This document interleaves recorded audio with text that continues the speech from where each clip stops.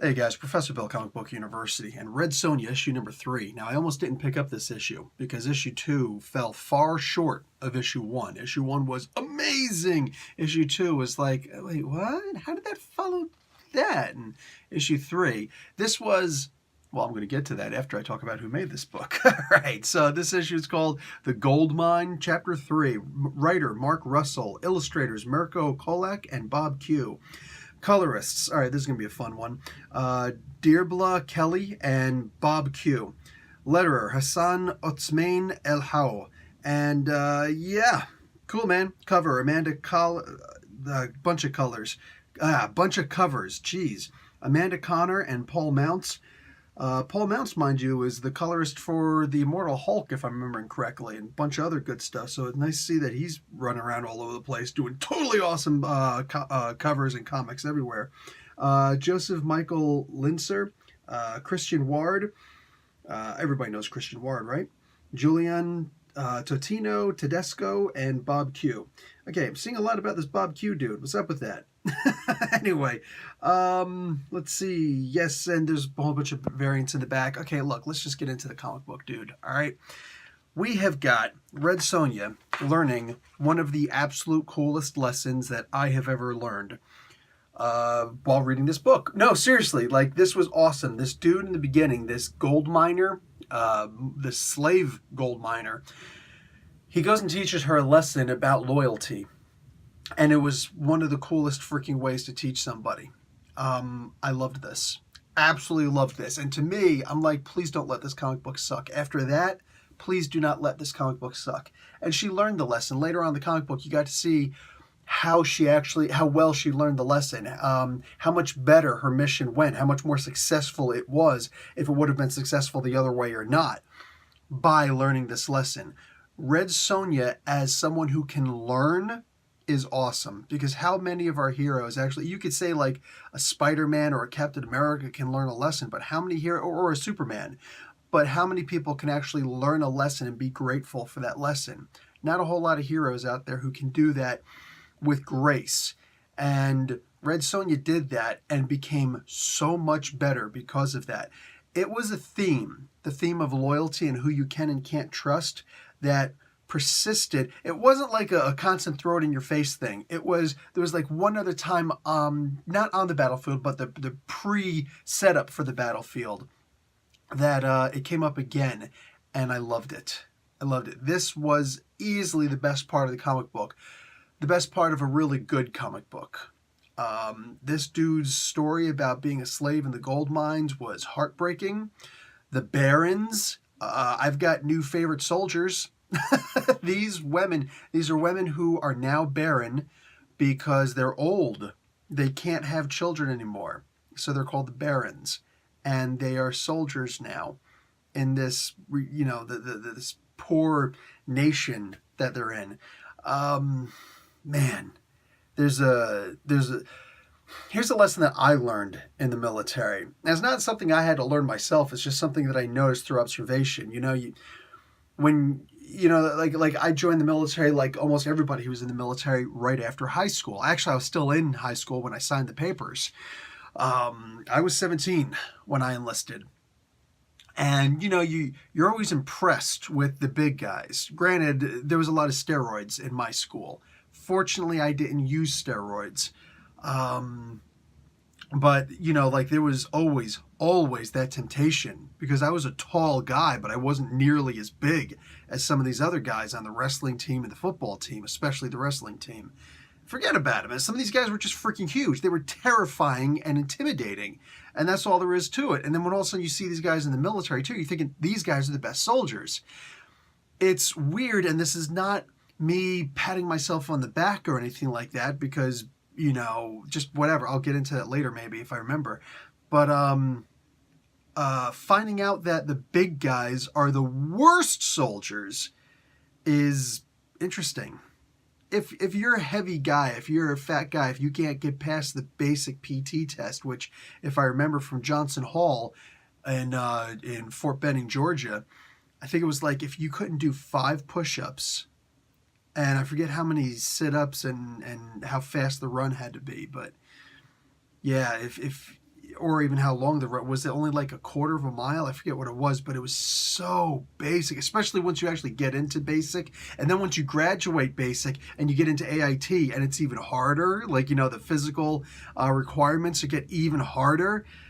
I don't know, man. This was, it's like we were qualifying for the Olympics or something like that. I mean, what other profession can you be in where if you can't pass a physical fitness test, multiple physical fitness tests, you're disqualified? I mean, look, there's nothing else like that out there. You got to pass IQ tests. You got to pass physical fitness tests. There are other physical tests too, like your eyesight and things like that. If you can't pass these tests, we don't need you.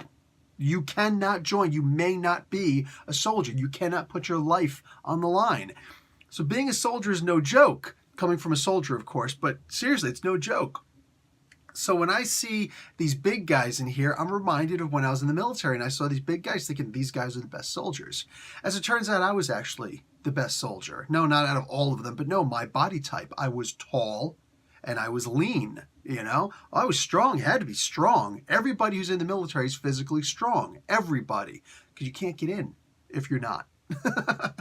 But the ability to go on extended road marches, the ability to ignore at least certain levels of pain. I actually had, especially then, had a really high tolerance for pain. You put up with a lot of nonsense. You're getting hit a lot, getting hit in the head a lot, you know, saying getting branches, you know, across your eye and whatnot, and just keep on moving on. Put a bandage on, keep on moving on.